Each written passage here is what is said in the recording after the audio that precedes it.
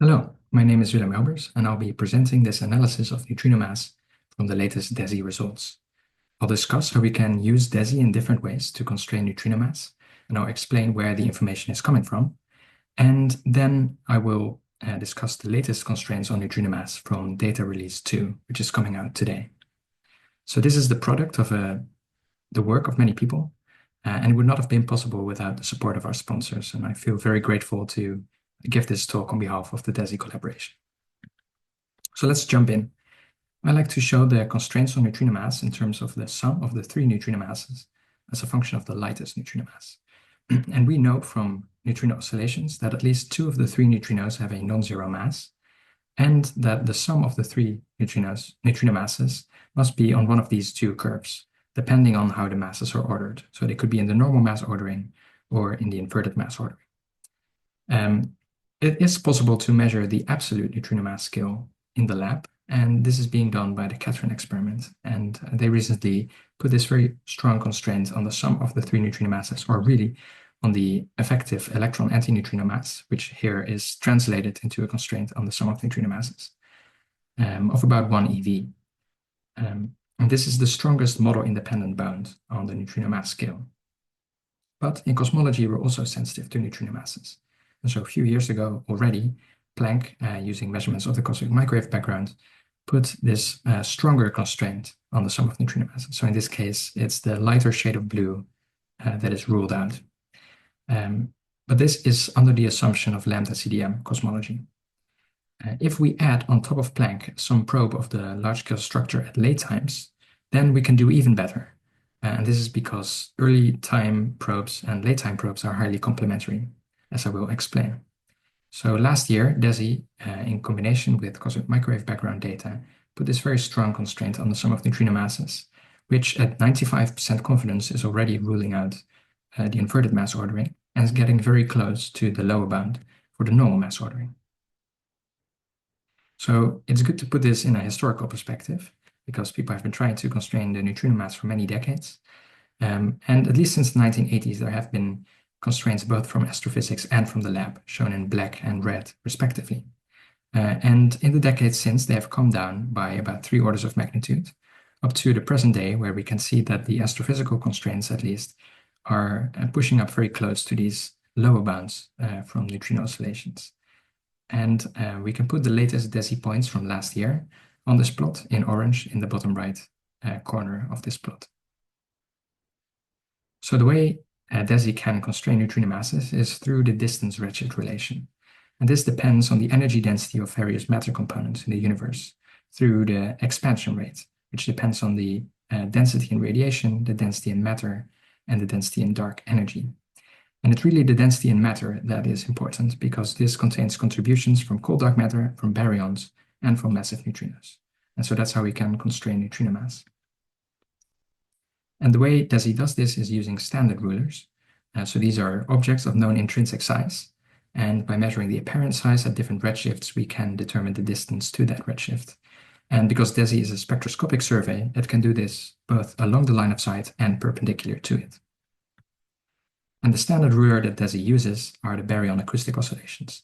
These are sound waves imprinted shortly after recombination in the matter distribution, and they survive until the present day as a characteristic peak in the galaxy correlation function. So DESI, by measuring this peak for different classes of galaxies at different redshifts, can probe the expansion history of the universe. And with this information, it can provide a very tight constraint on the matter density as a fraction of the critical density, which is omega matter. And this is the sum of omega cold dark matter, omega baryon, and omega neutrino. And so from last year's data, data release 1, the constraint is about 0.3 with a very small error bar. And this provides this very tight constraint shown in the left panel on the matter density fraction and on this quantity H0 RD, which is the product of the Hubble constant and the sound horizon at the drag epoch. But the right-hand panel shows that this is not enough to constrain neutrino masses, because neutrino mass is degenerate with the physical cold dark matter density, little omega CDM. And that's because neutrinos and cold dark matter contribute in the same way to the late-time expansion history. And so the key challenge to constrain neutrino masses is to break this degeneracy between neutrinos and cold dark matter. The most powerful way to break this degeneracy is to rely on the fact that neutrinos are still relativistic at recombination for masses below about 0.5 eV. But after they become non-relativistic, the energy density of neutrinos dilutes more slowly. And this happens at about a redshift of 100 for 0.06 eV, so long before DESI makes its BEO measurements. And after they become non-relativistic, they simply contribute to the matter density. And the consequence of this is that the heights of the acoustic peaks in the CMB power spectrum are sensitive to the cold dark matter density, but not so much to neutrinos. And this allows us to tell them apart. At the same time, the main effect of neutrinos on the CMB is to change the acoustic angular scale theta star. Essentially, neutrinos are changing the size, the distance to the surface of last scattering, and this shifts the apparent size of the acoustic peaks, shifting the positions in the power spectrum.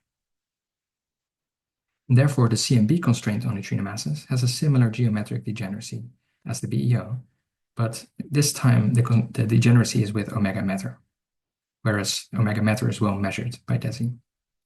So it's really the combination of BEO and CMB that can break both degeneracies and provide this strong constraint on neutrino masses. So the information primarily derives from a geometric constraint on omega matter, from BEO, and also from the CMB acoustic scale theta star, which provides a similar distance measurement as BEO. And in addition to that, the degeneracy between neutrinos and cold dark matter is broken by this CMB information on the physical baryon and cold dark matter densities. And then the combination of these two pieces of information provides this very strong constraint on the sum of neutrino masses. So this is the most powerful way to constrain neutrino masses, and most bounds that you see by different surveys are using this effect that I just described. But it's interesting to look at different ways to break the degeneracy between neutrinos and cold dark matter. Because if we want to get a measurement, we really need to have multiple ways of pinning down the neutrino mass. And so one way to do that is to rely on neutrino free streaming. This is an alternative way to break the degeneracy between neutrinos and cold dark matter because they affect the growth of structure in different ways. So neutrinos are a form of hot dark matter. And because of their large thermal velocities, the density perturbations in neutrinos are wiped out on small scales. Because neutrinos essentially stream past shallow gravitational potential wells, whereas cold dark matter would have clustered. So we can see this very clearly from cosmological simulations of structure formation. So here the underlying density distribution is the perturbations in cold dark matter. And on top of that, I'm showing the neutrino density perturbations in orange. And you can see that on large scales, they are strongly correlated. But on small scales, the neutrino distribution is much more smooth. And if we increase the neutrino mass from this small value of 0.06 eV to 0.48 EV, you can see that the neutrinos become more clustered, but actually the opposite happens to the cold dark matter distribution, so it becomes less clustered. So I'll go back and forward a few times. And statistically, this produces a characteristic dip in the power spectrum. And so this produces a suppression on small scales compared to large scales, but crucially, it changes the shape of the power spectrum on the scales measured by DESI, shown here in gray. And in particular, it changes the slope of the power spectrum relative to the slope on large scales. So we can use this to constrain neutrino masses. So this is the constraint from a full shape analysis of the galaxy power spectrum, not just using the BEO peak, but completely modeling the galaxy power spectrum and showing the sum of neutrino masses versus the large-scale amplitude of the power spectrum. And as expected, these two parameters are degenerate, and the slope of this degeneracy is exactly what you would expect if the information were coming from the small-scale suppression of the power spectrum. So famously, this suppression scales as 8 times the mass fraction in neutrinos.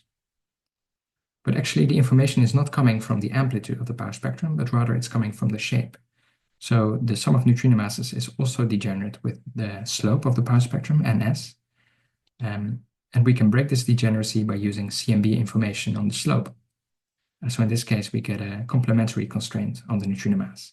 So on its own, this constraint is not competitive with the constraint from the expansion history that I described before, but it's very interesting because it relies on a different physical mechanism.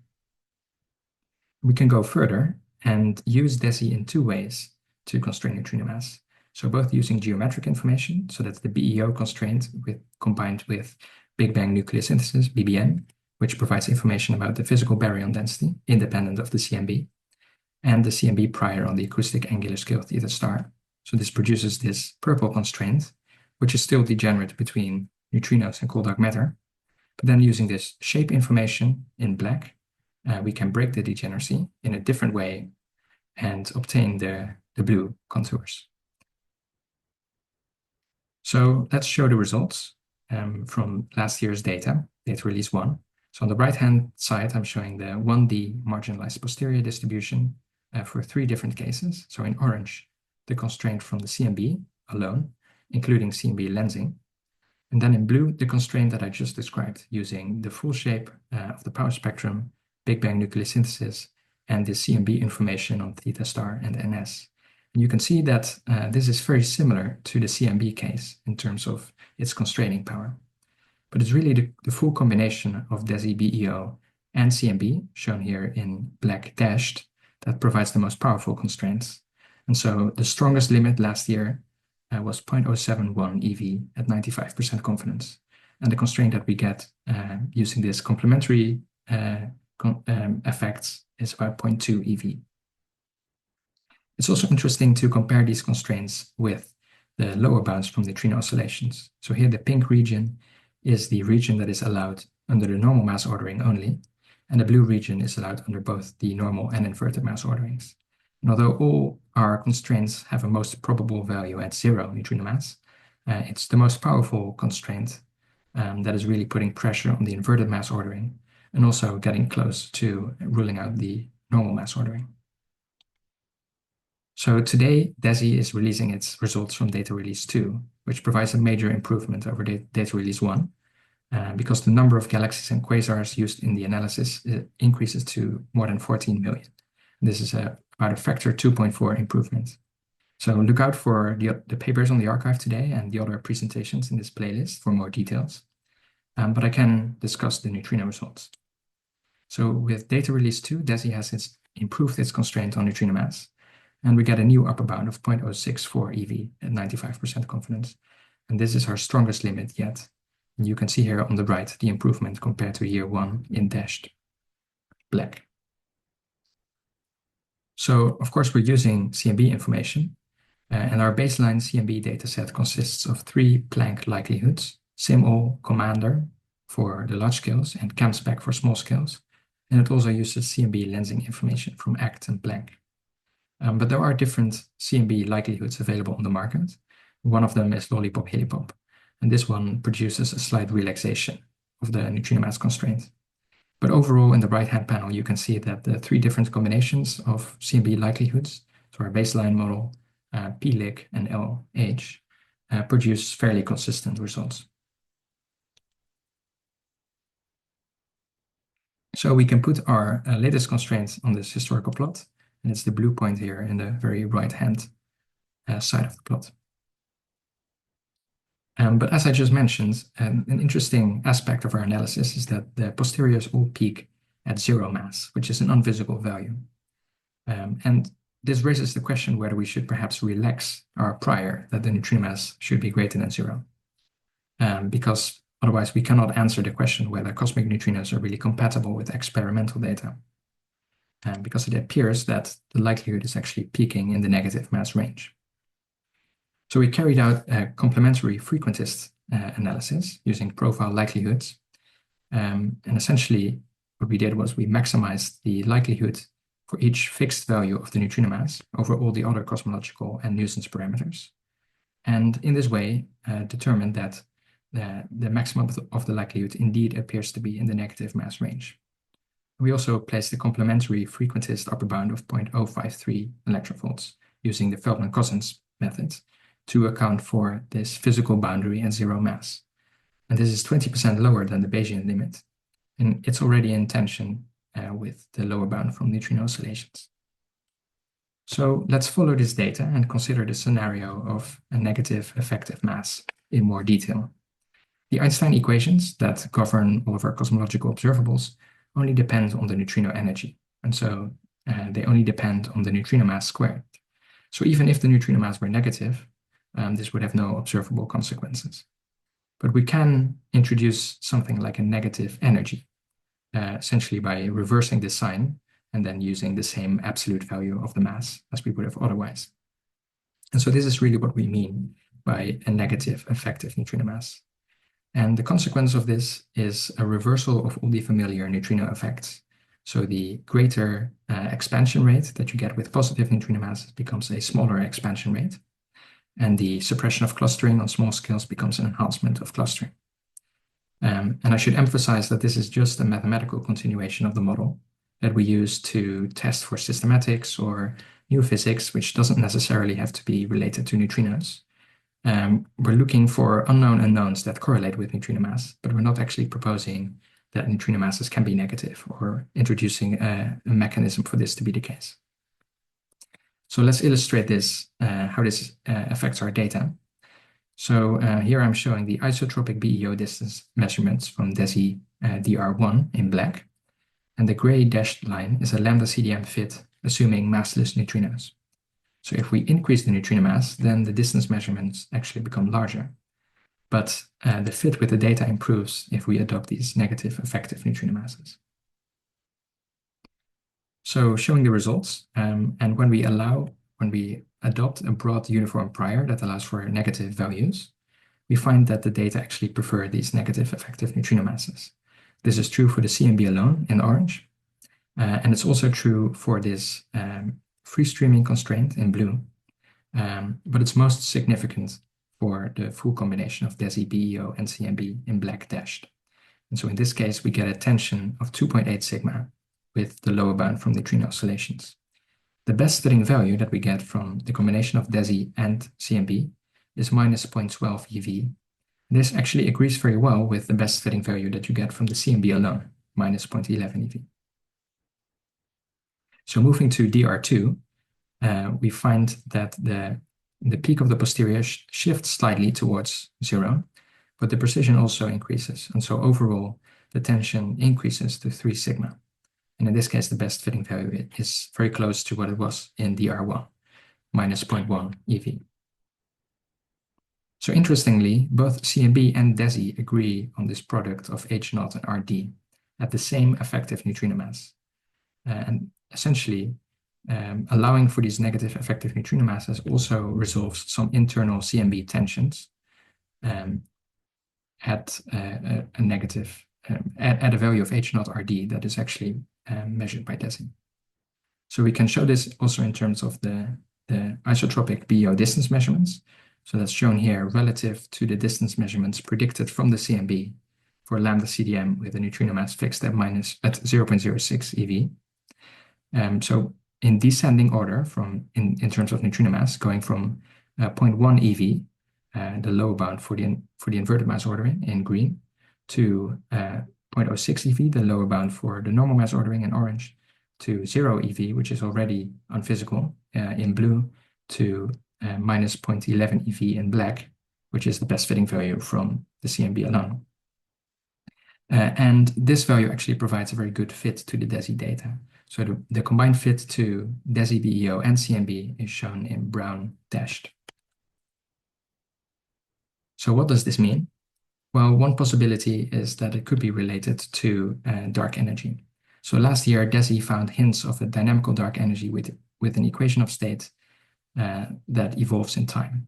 So using this so-called CPL parameterization, where the equation of state is a linear function in the cosmic scale factor A, it found a preference of this W0 WA model compared to lambda CDM when DESI was combined with CMB and type 1a supernovae.